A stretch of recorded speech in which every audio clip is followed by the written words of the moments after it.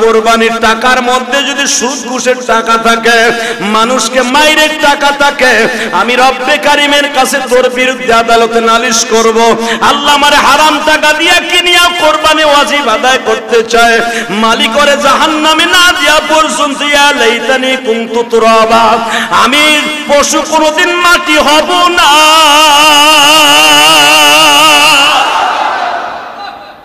আমি পশু মাটি হব না, কারণ এই গরু ছাগল বিচার কিয়ামতের মাঠে হবে। ইয়াউমা আহশুল মুত্তাকিন, গরু ছাগল কুত্তা বিলাই সবার হিসাব হবে। হিসাব হওয়ার পর আল্লাহ বলবে ইয়া লাইতানি কুনতু তুরাবা, তোরা মাটি হয়ে যা।